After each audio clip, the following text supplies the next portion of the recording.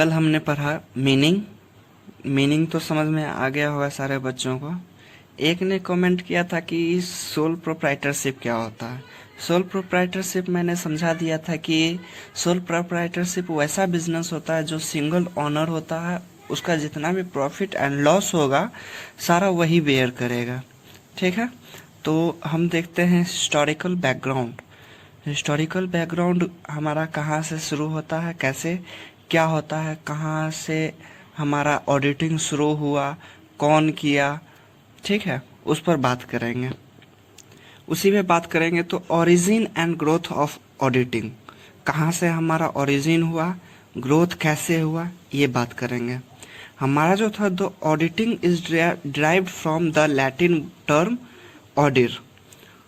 Audit एक Latin term है जो ऑडिटिंग को डिराइव करता है, ठीक, जिसका मीनिंग होता है हियर मतलब सुनना, और जो इसको सुनता है उसको कहते हैं हियरर।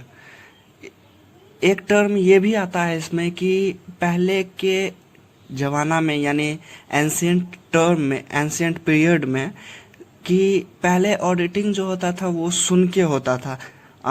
ऑडिटर हमारे कंपनी में आया, वो सुन लिया कि ऐसा ऐसा काम हुआ है, ऐसे हमारा वॉचर्स है, अकाउंटिंग बुक जो होता है वो हमारा चेक करता है। ठीक है, चेक उसका जो रिटर्न रहता है वो चेक नहीं करता, सिर्फ वो सुन के ये चेक कर लेता है कि सारा चीज़ सही हो गया। ये हमारा पहले के टर्म में यानी एंशिएंट पीरियड में होता था, ये सब सुनने का काम, सुन के ऑडिटिंग काम होता था उसमें। ठीक, आगे चलते हैं, आगे बढ़ते हैं। इन ancient time auditing was done in such a manner, but the manner of auditing has undergone dramatic change with the time.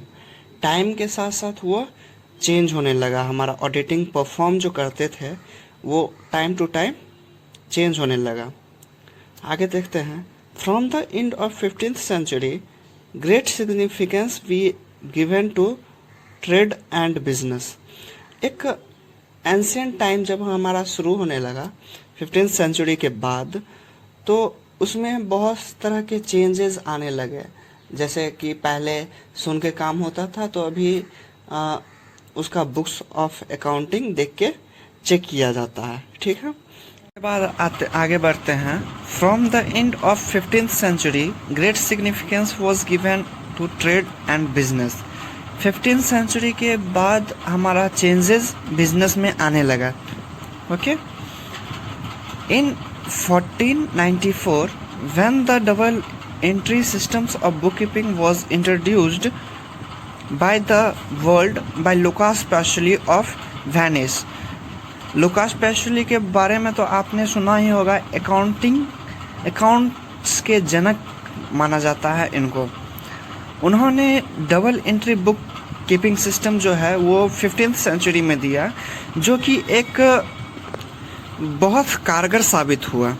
ठीक, उसमें मैं एक थोड़ा सा कुछ ऐड करना चाहता हूँ। हमारा जो एंशिएंट टाइम है, मतलब एंशिएंट कल्चर, पुराना सभ्यता जिसको बोल सकते हैं, वो भी यही दिखाता है कि हमारे भारत में अकाउंटिंग और उसकी ऑडिटिंग जो करते हैं, वो कौटिल्य ने अपने अर्थशास्त्र के बुक में बहुत ही विस्तार से डिटेल में बताया है कि ऑडिटिंग हम किस तरह से करते हैं और अकाउंट्स के बुक को कैसे देखा जाता है। ठीक, आगे बढ़ते हैं हम। बात आती है 18th सेंचुरी की, जहां इंडस्ट्रियल रिवॉल्यूशन हुआ था, जहां पर एक मैसिव कदम उठाया गया, बड़ा कदम उठाया गया कि ऑडिटिंग का ग्रोथ और डेवलपमेंट को लेके। उस समय ऑडिटिंग का पता लगाया जा सकता है, उसी समय से ऑडिटिंग का पता चलता है हमको। ठीक, जब बड़े पैमाने पर उत्पादन व्यवसाय को पनपने लगा। हम आगे बढ़ते हैं, तो जो people who perform auditing is known as auditor. जो हमारा काम ऑडिटिंग देखता है उसको क्या बोलते हैं? ऑडिटर। ये बात मैंने कल भी बताई थी। ठीक, आगे बढ़ते हैं, आगे चलते देखते हैं इसका इसका हिस्टोरिकल बैकग्राउंड तो हो गया, देख लिए कि ऑडिटिंग कहाँ से कैसे वो रिवोल्यूशन हुआ उसका ऑडिटिंग का, कैसे वो जोर शोरों से ग्रोथ हुआ उसका।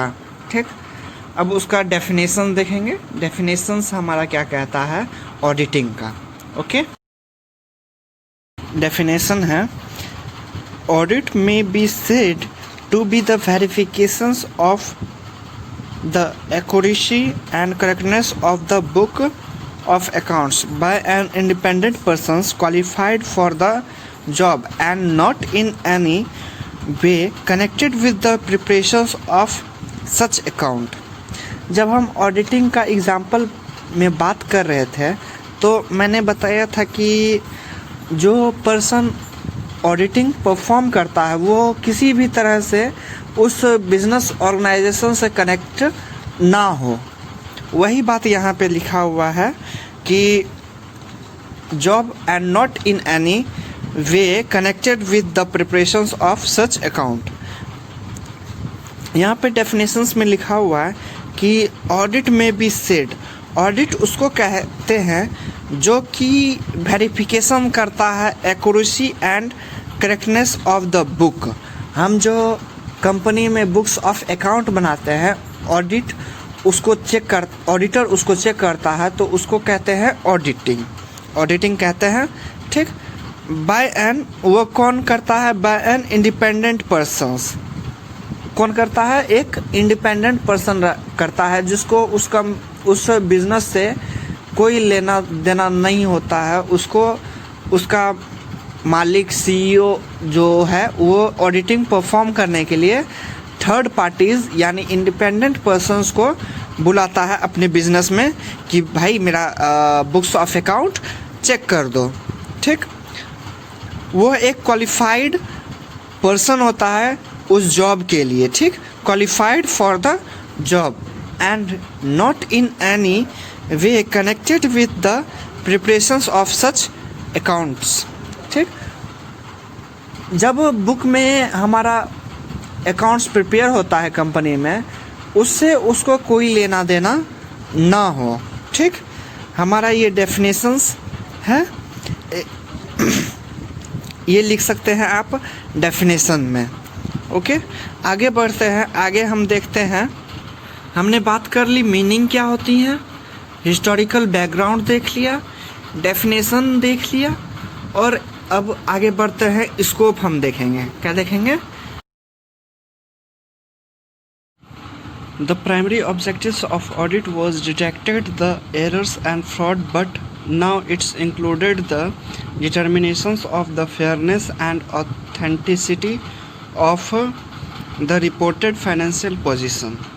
ठीक, अब इसका हिंदी देखते हैं कि ऑडिट का जो ऑब्जेक्टिव्स है उसके अंदर ये है कि एरर और फ्रॉड निकाला जाता है और चेक किया जाता है, जिससे कि एरर और फ्रॉड को जो है रोका जा सके, प्रिवेंट किया जा सके।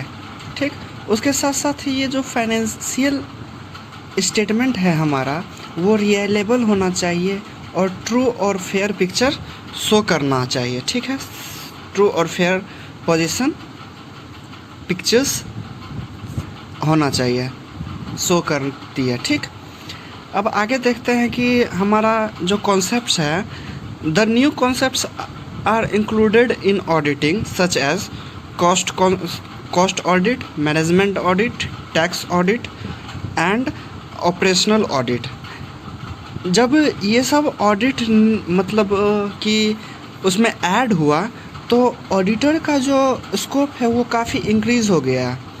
यहाँ पर जो फाइनेंशियल ऑडिट है हमारा, उसमें सबसे मेन ऑब्जेक्टिव ये होता है कि जो हमारा ऑडिटर होता है वो उसका काम ये होता है कि जो कंपनी में एरर एंड फ्रॉड निकाला है उसको चेक करना, जो उसमें स्टाफ के द्वारा एरर होता है, फ्रॉड होता है, उसको निकालने का सबसे पहला मोटिव उसका यही होता है। जब वो सारा चीज़ चेक कर लेता है तो उसे का काम ये होता है कि एक सर्टिफिकेट देना, कंपनी को एक सर्टिफिकेट देगा कि उसमें लिखा हुआ रहेगा कि आपका जो सारा काम है वो सब सही है, ठीक।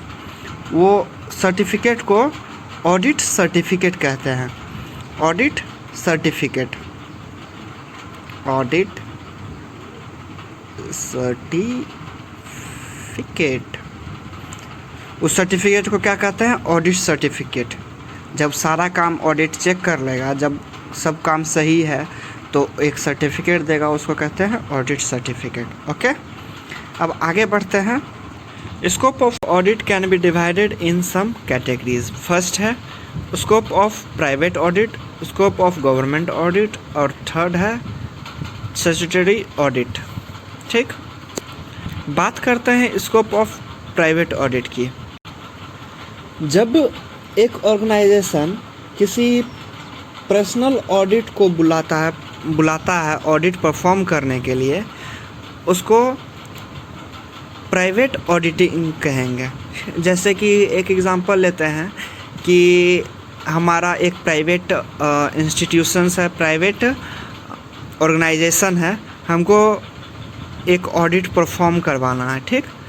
ऑडिट परफॉर्म करने के लिए हम किसी एक प्राइवेट ऑडिटिंग इंस्टीट्यूट को मतलब कि कंसल्ट करें कि भाई हमारे यहाँ आके आप ऑडिटिंग परफॉर्म कर दो, ठीक।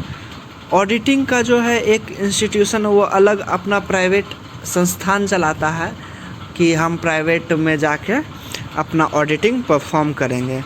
कोई अलग प्राइवेट से भी कर सकता है, और अलग अलग गवर्नमेंट द्वारा कोई ऑडिट भी रखा जाता है, वो अलग होता है गवर्नमेंट इंस्टीट्यूशन को देखने के लिए। हम बात करते हैं second scope of government audit की। तो गवर्नमेंट ऑडिट वह ऑडिट है जो गवर्नमेंट इंस्टीट्यूशंस और उसके डिपार्टमेंट में किया जाता है किसी गवर्नमेंट ऑडिट के द्वारा, ऑडिटर के द्वारा, उसको गवर्नमेंट ऑडिट कहते हैं, ठीक है। जो सेंट्रल और स्टेट गवर्नमेंट में जो ऑडिट परफॉर्म करवाता है वह एक संस्थान द्वारा करवाया जाता है, जिसको कंप्ट्रोलर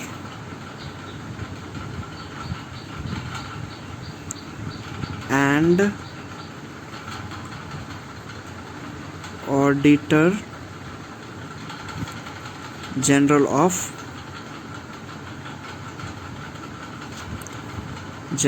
ऑफ इंडिया, ठीक है। इसमें जो ऑडिटर परफॉर्म करता है वो इलेक्टेड होता है, टेड बाय प्रेसिडेंट, ठीक।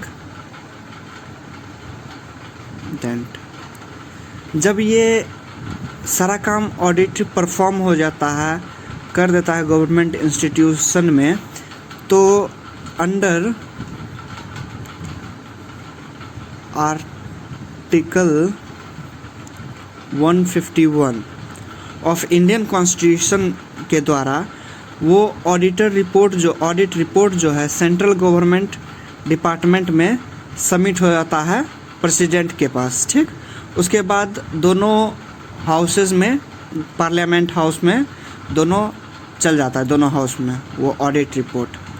और अगर बात करें स्टेट गवर्नमेंट में, तो वो स्टेट गवर्नमेंट में स्टेट गवर्नर के पास जमा हो जाता है, इन स्टेट लेजिस्लेचर के पास, स्टेट गवर्नमेंट के पास। अगर स्टेट गवर्नमेंट में स्टेट लेजिस्लेचर के पास, ठीक। और सेंट्रल में प्रेसिडेंट के पास, ओके। गवर्नमेंट ऑडिट में इतना झमेला होता है, इतना काम करना पड़ता है, ठीक। उसके बाद हम थर्ड में आते हैं स्टैट्यूटरी ऑडिट। जब हम कोई ऑडिट लॉ के अंदर परफॉर्म करते हैं, ठीक, उसको स्टैट्यूटरी ऑडिट कहेंगे, ठीक है। हमारा जो स्कोप ऑफ ऑडिट है उसमें जो 3 हमने ऑडिट पढ़ा उसमें ये सब रेफरेंसेस हैं, ठीक। जैसे कि पहला रेफरेंसेस है legal recruitment, entity aspects, reliable information, proper communication, evolution, test, comparison and judgement, ठीक। उसके बारे में रेफरेंसेस के बारे में हम थोड़ा सा चर्चा करेंगे। इसके अंदर जो टर्म है रेफरेंसेस का वो बताती है कि ऑडिटर को क्या क्या करना है, क्या क्या करने की चीज़ है। अगर देखो कोई लिमिटेड कंपनी है तो ऑडिटर को एनुअली स्टेटमेंट ऑफ रिपोर्ट जो है वो देनी पड़ती है, ठीक। उसी के बेसिस पे देखेंगे कि हमारा कि ऑडिट वर्क जो है कितना करना है वो ऑडिटर के ऊपर डिपेंड करता है, ठीक। वो ऑडिटर ये भी चेक करता है कि उस ऑर्गेनाइजेशन में इंटरनल कंट्रोल है कि नहीं, जिसके बेसिस पे वो अकाउंटिंग डाटा को मंगाकर अपना चेक कर सके, टेस्ट चेक कर सके। और टेस्ट चेक में क्या होता है कि वो कुछ डाटा मंगा लेगा कि कोई डिपार्टमेंट से, सेल्स डिपार्टमेंट से मान लीजिए डाटा मंगा लेगा, और जो इंटरनल कंट्रोल द्वारा डाटा प्रोवाइड किया गया है दोनों को चेक करेगा, ठीक। दोनों को चेक करके क्रॉस चेक करके कर लेगा कि ये डाटा सारा सही है कि नहीं। अगर उसको कहीं पे गलती मिलता है कि ये गलती है यहाँ पे, तो उसको प्रॉपरली उस से रिलेटेड आदमी को कंसल्ट करके समझाना होता है। उसका सारा सप्लीमेंट बुक देखेगा, ठीक। इनवॉइस चेक करेगा, सारा डॉक्यूमेंट्स चेक करके फिर उस पे नज़र डालेगा कि इसका कहाँ कहाँ गलती है। टेस्ट चेक ऐसे करेगा। अगर इंटरनल कंट्रोल में उस ऑर्गेनाइजेशन में है इंटरनल कंट्रोल, तो ऑडिटर को ज़्यादा चेक करने की ज़रूरत नहीं है। बस अगर किसी चीज़ पे डाउट होता है तो सिर्फ उसी को देख लेगा, ठीक। यहाँ पर देखिए कि एक perfect target is an auditing programme should cover, ठीक। एक परफेक्ट टारगेट है ऑडिटर के लिए कि वो क्या क्या देख सकता है। जैसे कि an examinations of internal control, जैसा कि मैंने पहले बताया कि अगर उसके पास इंटरनल कंट्रोल का डॉक्यूमेंट है वो, तो उसको ज़्यादा ज़रूरत नहीं है कि वो डीपली चेक करे। अगर किसी में चीज़ में डाउट है, अगर ज़रूरत है उसमें डीपली चेक करने का, तो वो कर सकता है, ठीक है। Verifying the arithmetical accuracy in the book of accounts, उसके बुक ऑफ अकाउंट्स का मैथमेटिकल चेक करेंगे, कहीं उसका कैलकुलेशन में गड़बड़ी तो नहीं है। होता है ना कि एंट्री सब सारा सही है, सारा पोस्टिंग सही है, कैलकुलेशन में प्रॉब्लम हो जाती है, तो वही वेरीफाई करेंगे, ठीक। देखो मतलब ये भी कह सकते हैं कि जब बात आती है अकाउंटिंग डाटा को वेरीफाई करने की, तो उसका मतलब ये है कि मैथमेटिकल एक्यूरेसी को चेक करना होता है, ठीक। बुक्स ऑफ अकाउंट्स को वो बिल के साथ, वाउचर्स के साथ, डे बुक के साथ और सप्लीमेंट्स के साथ चेक करना है कि सबके अंदर सेम डाटा इंक्लूडेड है कि नहीं, कहीं कोई मिसमैच तो नहीं है, ओके। अब जब बात करते हैं, इसका तो बात हो गया चेकिंग द ट्रांजैक्शंस, सब ट्रांजैक्शंस चेक करेंगे, बुक्स ऑफ अकाउंट्स चेक करेंगे और उसका सपोर्टिंग डॉक्यूमेंट चेक करेंगे। इसका तो अभी बात कर लिए, ठीक। Verify the existence of proper authority of इस ट्रांजैक्शंस, वही मतलब कि सब ट्रांजैक्शंस का वाउचर्स सब चेक करेंगे। ये सब बात हमने कर लिया है, ठीक। उसके बाद जब सारा चीज़ चेक कर लेंगे, सब सही है या गलत है, तो उससे रिलेटेड जो पर्सन्स होगा, अपॉइंटेड पर्सन्स होगा, उसको हम कन्वे करेंगे, उसको बताएंगे कि तुम्हारा प्रॉफिट में है, लॉस में है, ठीक। उसके बाद सब करने के बाद ऑडिटिंग जो है उसको एक सर्टिफिकेट देगा कि सारा तुम्हारा काम सही है गलत है। ठीक, तो दोस्तों यहाँ पे हमारा सेकेंड लेक्चर कंप्लीट होता है। नेक्स्ट लेक्चर में हम पढ़ेंगे कैरेक्टरिस्टिक्स, मेरिट्स एंड डिमेरिट्स और इम्पोर्टेंस। थैंक यू, कल मिलते हैं, धन्यवाद।